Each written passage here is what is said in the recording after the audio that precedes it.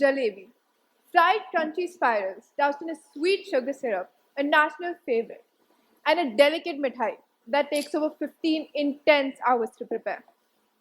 Just the other weekend, I decided to embark on this 15-hour journey with my headphones in one hand and a comrade spirit in the other. But we'll get into that story later. Around the world, jalebi is known from different words: imarti, or churros, or jhangiri. It's global. But what does it even mean to be global? For the longest time, juvenile me believed that using smiggle pencil pouches, coloring with Sharpies, and jelly rolls, envious of all the American high schoolers, made me a global citizen. Wearing a jacket from North Face, jeans from Urban Outfitters, a top from Zara, and shoes from New Balance made me a global citizen. Dressed just like me is also our Indian constitution. We have borrowed our fundamental rights from the US, our rule of law from the UK, and our republic from France. And so, just like my values and my interests and my ideals are a patchwork from all around the world, so is India.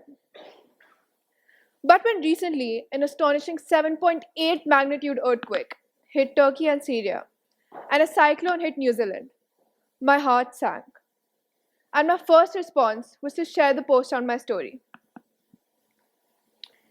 One second, sorry. We all start our meal from a savor, but we eventually end on a dessert. Jalebi is a point of convergence. It's a point of commonality between all of us. Let me share another story. Did you know that Nagasaki was not even on the list for bombing? Instead, topping the list was a city of Japan called Kyoto. But we all know that Hiroshima and Nagasaki were the cities that were eventually bombed. Why was Kyoto taken out from the list? Another story is of the city of Dresden. For the longest time, Dresden was untouched by the London and French powers, until its advantage turned into Dresden's biggest fear, and it was bombed. Why was it not bombed for so long? For the city of Kyoto, the Secretary of War ordered for it to be taken out of the list because it was his honeymoon destination, and he extremely admired the culture there. And for Dresden, it was considered as one of the most beautiful cities in the world because of its architecture and treasures. And hence, it was saved. Kyoto and Dresden's heritage and stories were saved from the political differences and the ongoing wars. And if I draw a parallel from these two stories, I see humanity, despite the selfish benefit. To be a global citizen, we need to challenge our critical, emotional, empathetic, and curious side. And we need to be the voice for change. I become a global citizen when my concern is not why there's no running water in my shower, but it is rather the ice melting in Antarctica. I become a global citizen when my concern is not that I'm getting late for lunch because of the traffic, but it is the overutilization of automobiles. I become a global citizen when my concern is not what to wear because of the weather, but rather why it is so uncertain. Like Socrates said, I am a citizen not of Athens or of Greece, but of the world. I am way more than Gehana, a citizen of Gurgaon, of NCR, of Haryana, or of India. I am a citizen of the world, and it's about time we take responsibility as global citizens. In the 21st century, being a global citizen is about how we talk about our social, emotional, environmental, and economic actions of people and communities. It's about how decisions in one part of the planet can affect people living in a different part of it, and about how we all share a common humanity and are of equal worth. It's about how we take advantage of our resources, the media, and about how we make solutions for tomorrow, and not just impact my city or my state or my country, but instead globally, even if it's just half of the 192 countries. But we also have to remember that in the 21st century, no citizen is no longer a plain Indian or a plain Heritage. When we watch Suits and want to be lawyers, or when we eat pasta originally from Italy, we are being global. At the end of the day, we're an amalgamation of all the cultures that have touched us through social media, OTT, music, food, art, and culture. Today, standing here, I can confidently say that these cultures, the pasta and suits, might have made me hate the Indian cereals and roti sabji, but it allowed me to get in touch with the world. It acted as a catalyst to improve my social and learning skills when I picked up jokes from the show or shared my conspiracy theories among my friends. It helped me explore where my passion lies, which constantly switched between scientist, lawyer, and surgery. Overall, it gave me an opportunity to not be too nationalistic, which made me narrow minded, but instead opened up a new world for me and expanded my curiosity and knowledge. Right now, standing here, I am wearing a kurta and not a formal suit pant. And honestly, the reason for this was that I wanted to remind you all that while I'm talking about being a part of the global society, we should not forget our roots. Being an Indian, I feel that there's a language hierarchy in the country. Those who speak English are respected more, and we do not speak our language proudly. We are a subcontinent of 28 states, a fusion of over 16 cultures, a country with 22 recognized languages, with over 700 of others. All of this hasn't taught me to be global. When shouldn't it be what teaches me to be global? Who decides which language is more superior than the other? Who decides that a tailored suit is more formal than a kurta? On your journey of being a global citizen, I request you all to pause for a minute and look back. Look back at your host culture. Be proud of it. Be proud to be a part of such a diverse nation and take that with you on your way. A cold jalebi alone has an overpowering sweetness, but paired with others, it's altogether a different experience. Or maybe a chocolate laddu, with two very different favorites coming from the opposite end of the world coming together into this pastry.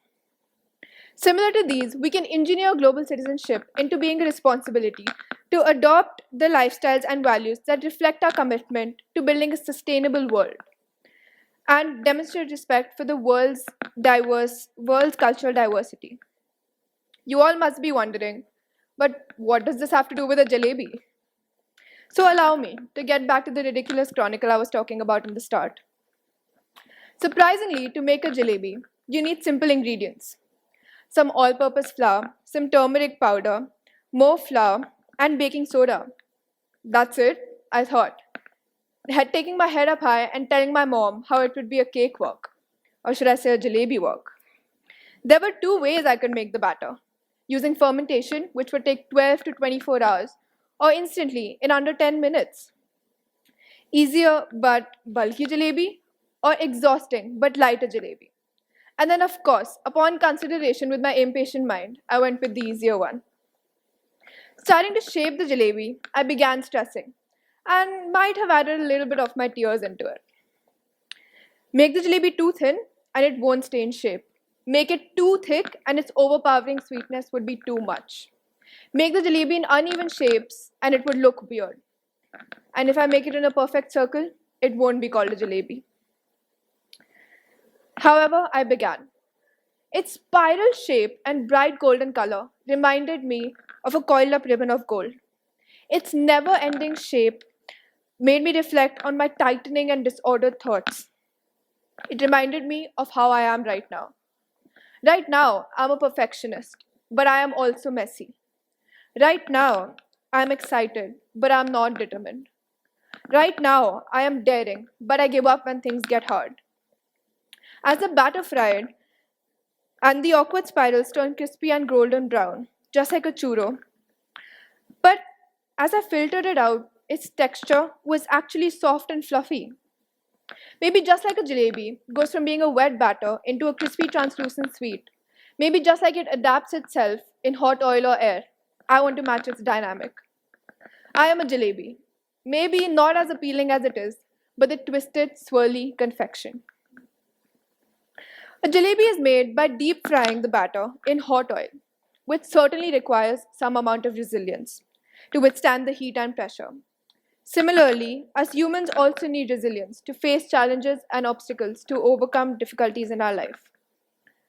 A jalebi is not perfect in shape, with its uneven shapes and twisted form. Similarly, we are also not perfect.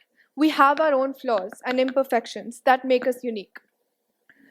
A jalebi is global, but it is also a metaphor for who I am and who I want to be. Now, I might have convinced you all that I am a jalebi, that jalebi is an ideal state of mind. But let me stop here for a second and think of all the other sweets I can be. How do you like your jalebi? You might like your jalebi soggy, he might like it stuffed, she might like hers thin, and I might like mine extra sweet. My dad's uncle's neighbor doesn't even like jalebis. He likes rasgulla. And my dadi loves stuffing and shaping gujiyas into our mouths. In a world full of jalebi, should we really limit ourselves to it? If I have to think of other sweets that I can be, and if I have to think of them as humans, I think of a gulab jamun as one that always remembers your birthday. I think of a laddu to have a sunny personality and brighten up any room they walk into. I think of a barfi as the backbone of the family or workplace, always there to provide support. To me, Indian sweets represent India's rich diversity, the generosity present in everyone's hearts, and the curiosity we all incur. It also joins with the nostalgia and comfort associated with our memories. Because life is full of twists and turns, I want to fuse in aspects of being a jalebi. But simultaneously, I also want to take something from each sweet, like a kaju katli. Just like a kaju katli, I want to embrace my skills in all situations and experiences. Just like a kaju katli can be paired with anything from saffron to dry fruits, I want to be more adaptable and authentic. Just like a kaju katli has a bold shape, I want to be ambitious and adventurous and put myself out of my comfort zone. Because at the end of the day, if I have to define who I am in three words, it would be curious, candid, and outgoing. If I have to tell you about three values important to me, they would be humor, balance, and culture. And if I have to share something truly odd about me, is that I pull out my phone and track flights for hours and hours and hours. One can not only be a jalebi, or a kaju katli, or a chocolate laddu. We are a sweet shop, and we can take on from each sweet. Maybe 10 years from now, I might have traveled the world and found myself relating to a donut's inclusivity, its ability to be enjoyed by all age groups despite the diversity. Or I might be feeling like an eclair and its elegant and sophisticated nature. What is to stop me from being pastries from different parts of the world? As life moves on, I might find characteristics in me of different parts of global sweets. And when I think about it, I think it would make me a complex and interesting person. So let me be a risk taker, as the IBDP has taught me to be. Let me retain parts of being a jalebi. Let me be bright, have my quirks, and at the same time be sleek, like the kaju katli, or as colorful as a macaron, and be able to embrace and accept different environments, cultures, and become a truly Indian global citizen. Thank you.